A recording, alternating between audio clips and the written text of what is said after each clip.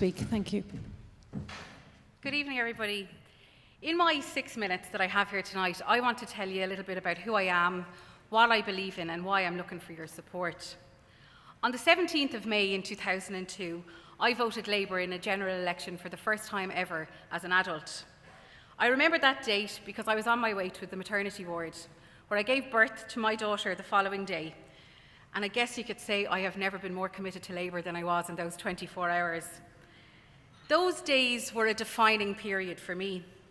Ava May is the most single important thing in my life, and my commitment to the Labour Party has never wavered since that moment either. Both of these commitments have taught me a lot. For most of the years my daughter was growing up, I was a single parent. And as a single parent, you learn how to fight. You learn to fight against discrimination. You learn to fight against sexism, against racism. You have to fight to come through, and you have to believe. The single greatest lesson that I have learned in this time is that if a society is built on a tolerance of inequality, then nobody is valued. An equal society simply doesn't allow discrimination to happen. It doesn't allow people to be labelled. It doesn't allow or tolerate people to be treated as second-class citizens.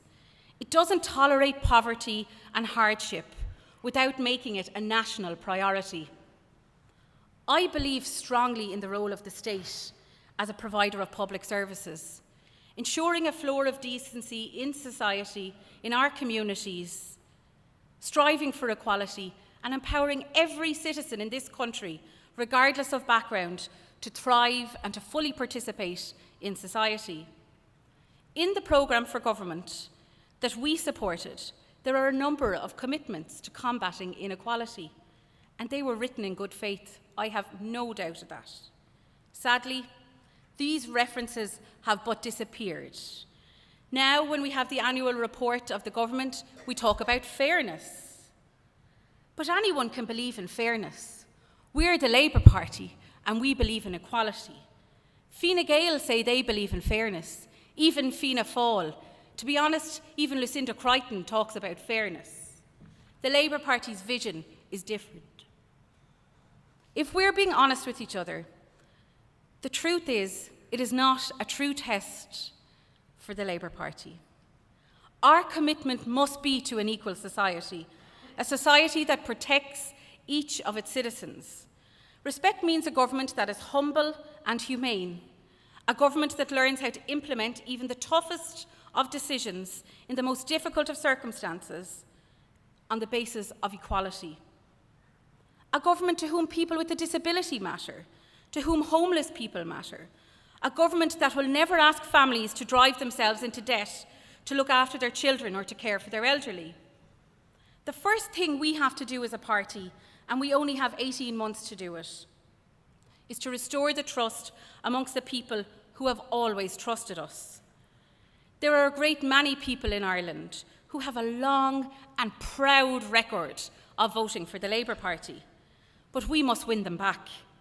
Many of these loyal voters have stopped believing, and only when we gain back their trust can we begin to rebuild.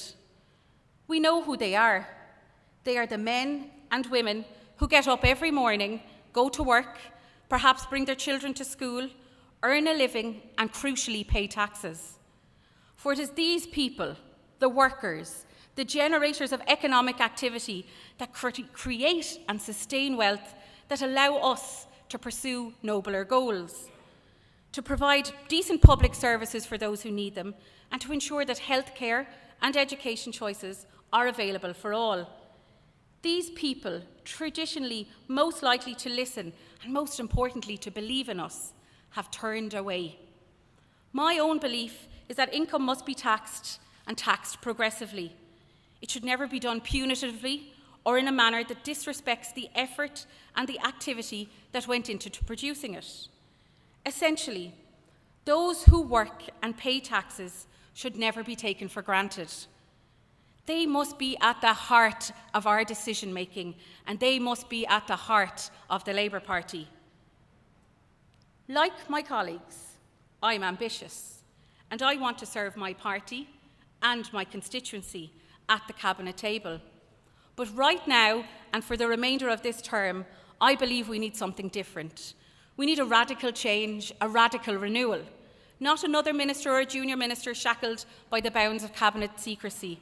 We need an unafraid voice, a voice that acts as an unwavering bridge between the party in government, the people, and the party on the ground. I want to be that independent voice. That's why, if I can win your support, I will not accept a cabinet or junior ministerial position. I want to represent the party, my constituency, as a backbencher with a special responsibility from my party, the Labour Party. It has been suggested by some who have followed this campaign that in declining promotion, I am looking for power without responsibility. Nothing could be further from the truth. I'm not looking for power, but I will take responsibility. I will support this government as it completes its programme. But if something's wrong, I'll say it's wrong. If something's unfair, I'll fight to change that. But above all, I'll fight for this party, the one I believe in, the one we have done many things over the last generations to shape and improve the lives of many. Only a stronger Labour Party can achieve the kind of society that we want to see. And I'm asking each and every one of you for your support so I can help to rebuild that strength, so I can be part of that fight for our party, for my party, for the Labour Party. Thank you, Ciara. Gurmagad. Thank you. The next candidate is Alan Kelly.